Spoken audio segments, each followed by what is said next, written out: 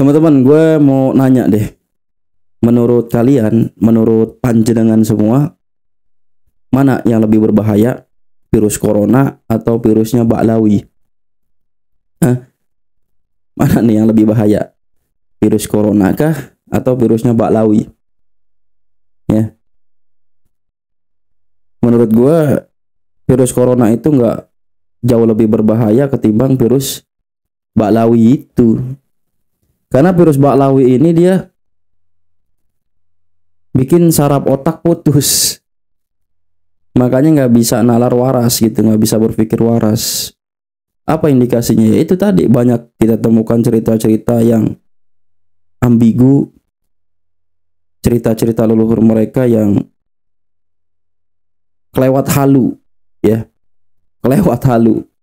Dan kalaupun mereka yakin itu sebuah karomah, karomahnya itu melebihi orang-orang soleh yang memang sudah masyhur, bahkan bisa mengalahkan sahabat, bahkan juga bisa mengalahkan statusnya baginda Nabi. Dan ada juga ajaran mereka itu yang memang mengaku sebagai Tuhan gitu loh. Gila, tapi masih dipercaya aja. Nah ini letak berbahayanya. Nah ini gue dapetin video, ada Habib, ya kan, biasa jadi tour guide gitu kan.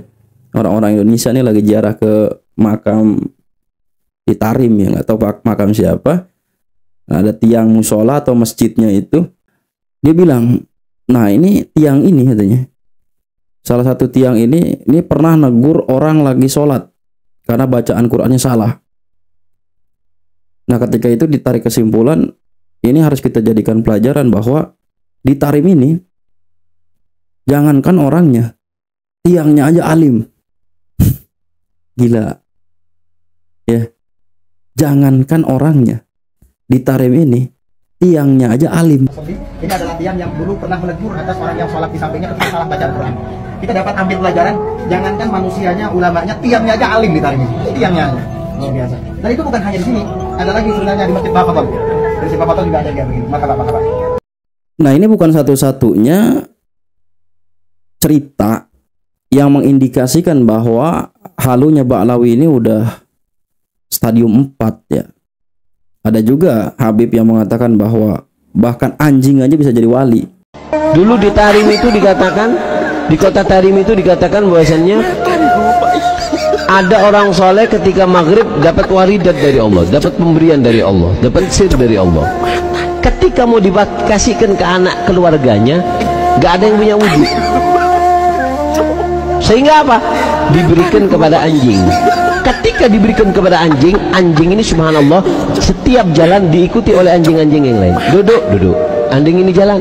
Jadi bos pak, ada satu orang soleh yang lihat, ini anjing kok aneh. Dia duduk, yang lain di belakangnya ada pasukannya. Anjing ini jalan, yang lain ikut. Dilihat, di situ ada nur yang ada di dalam diri anjing itu. Nah selain anjing bisa jadi wali, debu Tarim, debunya ya itu syaikho liman la syaikholah. Gurunya bagi orang-orang yang punya guru. Ente punya pengagungan hormat, kata beliau, kepada Masjid Tarim itu, kata beliau, bahkan kepada debu Masjid Tarim, itu hormatin, muliain. Nah pada akhirnya kemudian virus kehaluan ini ya terpapar kepada muhibbin saudara-saudara kita pribumi Nusantara, teman-teman. Makanya di Tarim Hadramaut Yaman tak diaspal jalan, bukan karena Yaman miskin, pemerintahnya kaya raya. Kenapa? Karena mereka tak ingin bekas-bekas tapak kaki wali-wali Allah itu ditutup oleh aspal. Begitu mereka memuliakan, menghormati para wali-wali Allah. Ya, dan banyak juga yang nyantri di sana kemudian setelah lulus atau apa, atau masih mengenyam pendidikan di sana, kemudian menjadi tour guide ya. Kemudian dia ceritakanlah makam-makam ini dengan segala keramatnya, ya kan, dengan segala keistimewaannya. Dan kemudian setelah pulang di Indonesia pun sama cerita-cerita yang disampaikan ketika ceramah, ketika berdakwah itu, cerita-ceritanya halu dari Habib Klen Ba'alwi itu. Dan nggak sedikit juga kemudian ada yang percaya, saking percayanya dengan doktrin bahwa debu tarim itu adalah debu yang mulia, sampai ada muhibbin yang guling-guling di atas pasir. Ini parah nih.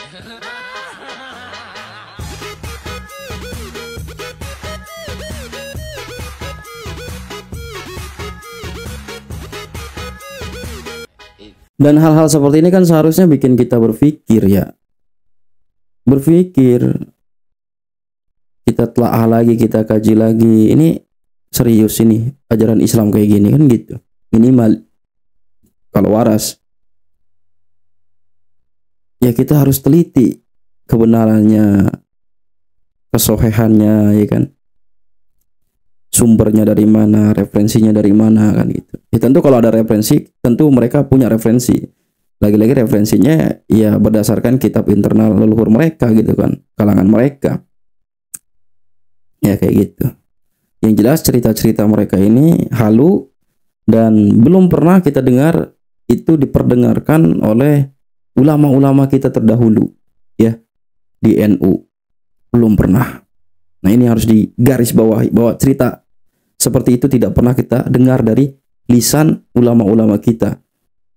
Dari Mbah Hasyim Asy'ari kah, ikan dari para muassis NU, kemudian dari generasi setelahnya. Ya, cerita-cerita seperti ini ya, datangnya dari lisan-lisan Habib dan muhibbinnya seperti itu. Ya. Dia glorifikasi sendiri untuk mencari legitimasi kan seperti itu. Ya, mungkin ini bisa untuk jadi alat kita untuk merenung ya teman-teman, berpikir kembali. Ya tentu kita insya Allah termasuk orang-orang yang waras lah ya. Terus kita suarakan ya, agar jejak digital ini kelak juga bisa sampai ke telinga anak cucu kita 10-20 tahun ke depan gitu loh. Karena yakin video-video mereka juga tentang ceramah-ceramah khurafat, doktrin-doktrin sesatnya itu, yaitu pun akan selalu ada di media sosial. Makanya kita bikin narasi pengimbang gitu, biar nanti generasi kita ke depan itu nggak ketipu teman-teman. Ya, hadanallahu wa iyyakum ajmain. Assalamualaikum warahmatullahi wabarakatuh teman-teman.